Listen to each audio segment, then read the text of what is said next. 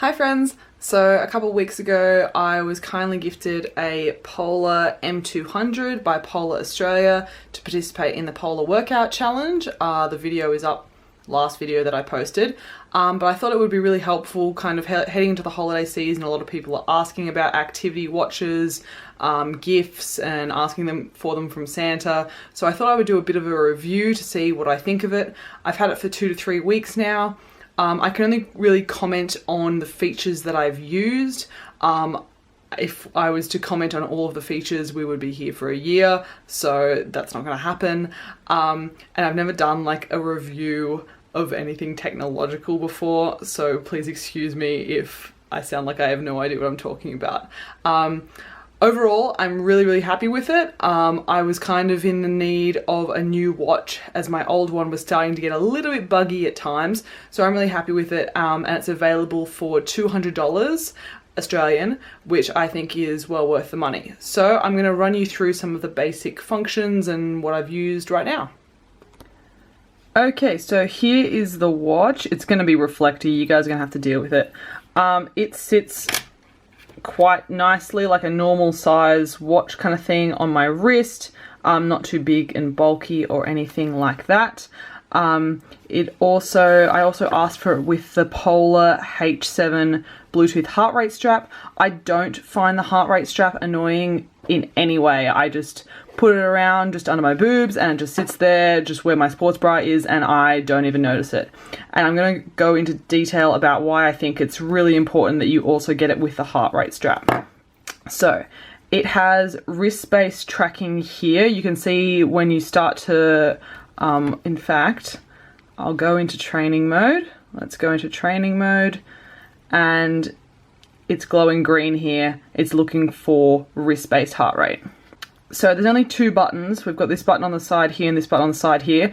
There's not very many functions actually available on the watch, and I think that's probably why it's so affordable, because most of the functions come when you sync it to the app or sync it to your computer. So if you click through, you've got training, activity, that's my activity for today, history, I'll go into that. That just shows, I think, about a week's worth of training history, and you can go into more detail there. I'll just go back.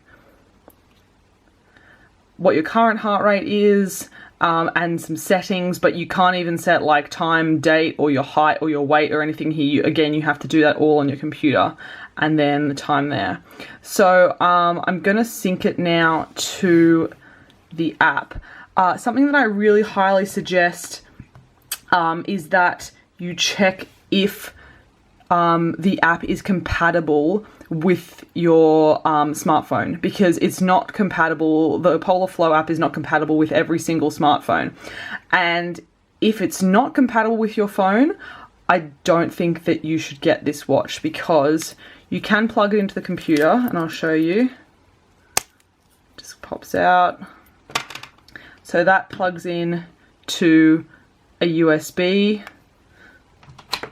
That's the other end, and you can sync it with the Polar Flow application on your computer and on their website.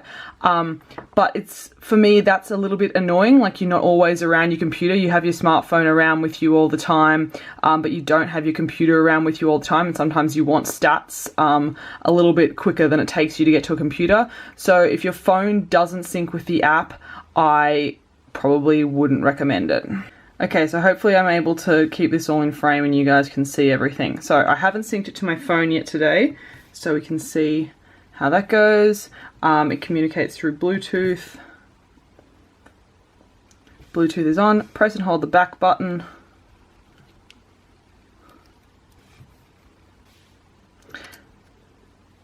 Alright, so it's starting to sync now. Just got that icon syncing there, and we can see how my day has gone today.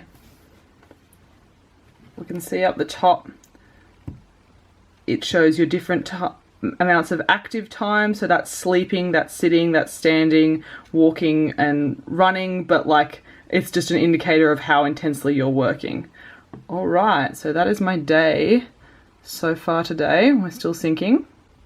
Alright, the watch now has a little tick on it, which means that it's finished syncing, so let's have a look. So this is my day so far today. You can see here when I was sleeping. Here, that's where I've logged a workout, and then I've kind of been up and down for the rest of the day. I'm at 90% of my daily activity level. You can set one of 3 daily activity levels, so I've got mine set at the lowest level because I have a desk job. You would set it at a higher activity level and therefore a higher goal if you were more active in your daily job and daily life. So scrolling down, that's my stats for today. That's how many steps I've done. I don't really pay that much attention to steps or distance or active time or calories burnt. I don't really care about that kind of stuff, but something that I am starting to care about a little bit more is my sleep. So we can see that is how my sleep has gone, which isn't awful, but it's not brilliant either. And these activity stamps, what happens when you're sedentary or stationary too long is you get a little notification come up on the watch. The watch vibrates and says, it's time to move. And that's a really good prompter as someone like me who has a desk job, just to kind of get up and get moving. So there you go. That's me on Friday when I was sitting at my desk a little bit too long and my watch told me to get my butt up and moving. Alright, so this is today. Let's have a look at my workout for today. We can just click on that. So I did a leg workout today. We can see how long it went for, average heart rate, calories burnt. I don't really care about either of those 2 things really.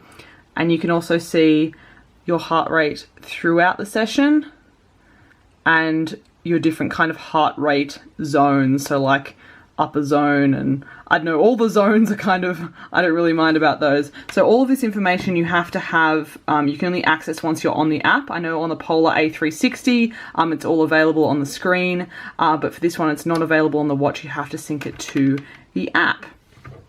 So I can also show over the course of a week, it shows your activity levels and your weekly stats and what your averages are per day. And you can also look at it per month as well, but I haven't really had it that long. If you go to the menu, you can also go to training and you can see what workouts that you've done and recorded this week. And just a summary of all of those, and then of course you can click on one and get more of that detail. So the M200 is marketed, it has a GPS, which I haven't tested the GPS capabilities of it, so I can't comment on that. It is marketed as a running watch. I have not used it so far as a running watch, and I don't think it needs to be used as a running watch. It can be used as an everything watch, and I'll show you guys why. When we go to the menu and we go to sport profiles, you can add up to 20 different sport profiles, which you can then access on here. When I went into training, you can see it corresponds here. Strength training, cross trainer there, walking, circuit training, and Les Mills RPM. I don't know why it's registering my heart rate. We'll get to that. So you can have up to 20 different sport profiles, and I'll show you how many options there actually are. Look at all of these options. So you can choose basically any sport profile that you could possibly want. Look, they have like all of the Les Mills, all these types of riding and running and sports. And so you can specifically add the sport profiles that you use the most in here, and then you can track those specifically and keep track of them. Now, you can also customize what is shown on the watch face during your workout, and I'm going to show you what I mean. So this is RPM. Let's just start the session. Recording started. So maybe I will have to pretend. At the moment it's got, there we go, the time and my current heart rate. It's got how many calories I've burnt, go me. And then it's got my average heart rate and the time. So those 3 screens that I just showed you, you can actually customize those screens and show exactly what information you want to have shown during your workout. However, you have to do that on the Polar Flow website on the computer, and I'm going to run you guys through that now. So this is Polar Flow. The information that you can get on here is exactly the same as the information which you can get on the app. Obviously, if your phone doesn't work with the app, then this is how you're mainly going to use it. This is what I wanted to show you guys. Alright, so here are my sport profiles that I have chosen, and this is how you can edit what you see on the watch face. So, Les Mills RPM, edit. So if you go to training views, and this is the bit that I love the most, as you guys could see in the 3 watch faces, we had duration and current heart rate, duration and the calories that I was burning, and the time and average heart rate. And you can completely customize those 3 faces, or you can just have 1 face, or you can have 2 faces, or whatever. I'll show you how many different kinds of stats that you can have. So you can have time of day, duration, lap time. Environment, altitude, ascent, if you're a runner, go nuts, look at all that. Body measurement, heart rate, calories, etc. Distance, speed. And so you can add any of those stats into your watch face, whichever ones you like, and have them available during your workout. And I really love that feature.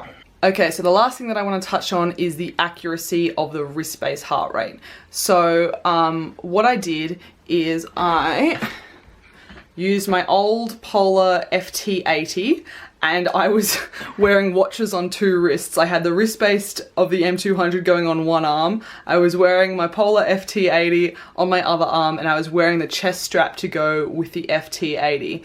And I did exactly the same workouts. I did an RPM workout and I did a leg workout on different days. And I'm going to show you guys the results of the wrist-based accuracy of the M200 versus the chest-based accuracy, just so you guys can understand what I mean when I say I really think that you should get the chest strap as well. So first up is the spin class, and obviously I did it for the same exact time. As you can see, the number of calories burnt is pretty similar, a little bit less with the wrist tracking. Maximum heart rate, bang on with the wrist and chest, so that's awesome. And average heart rate, pretty similar between the 2. There's obviously a little bit less average heart rate and calories burnt for the wrist tracking, but overall pretty good. Got to keep in mind though that for a spin class, my hands aren't really doing anything. They're stationary the whole time, so it's probably pretty easy for the wrist tracking to keep track. So that's why I also want to do a leg workout. And yes, I am using my legs again, but I'm holding bars and dumbbells and doing step-ups and walking around and that kind of thing. So again, I did it for the exact same time, and the comparison tells a little bit of a different story. So there is a pretty decent discrepancy in the number of calories burnt. The maximum heart rate got nowhere near, 165, my heart rate got to 165. It got a lot higher than 132, that's for sure. And average heart rate, again, a lot lower for the wrist tracking than for the chest strap. So it seems that the wrist tracking only of the Polar M200 tends to fall down a little bit when you're using your hands a little bit more, when you're moving around more. And because I can't run, unfortunately, I can't test it while you're actually running. Like, it's meant to be a running watch. Hopefully it's accurate while you run. But that's why I really think that having the chest strap while you use the M200 is important. As long as you got the chest strap, you're fine, you're going to get accurate data, but otherwise, like, it's a little bit demoralizing if you think that your heart rate only gets to 132 but you're actually dying. Overall though, I think that the M200 is great. It obviously doesn't have a lot of data available directly on the watch. You have to sync to the app for that, or you have to sync to your computer for that. But because mine can sync to the app, I find that fine. I find it really useful. I will continue to use it Feel free to ask me any questions. Again, I can only answer questions about the things that I've tried with it and what I think. I haven't tested it while swimming, for example. But feel free to pop any questions. If you like this review, feel free to subscribe. And again, I would really appreciate if you guys voted for my entry into the Polar Workout Challenge. The voting closes on Friday at 5 p.m, which is basically Thursday anywhere else in the world. If you go in the draw to win, if you vote, then you go in the draw to win a Polar A360, which is not this watch. It provides more details in terms of on the screen, and it's also more expensive, so it could be a good gift for yourself or for a Christmas present. Anyway, thanks guys. I hope that was useful in some way. Chat to you later.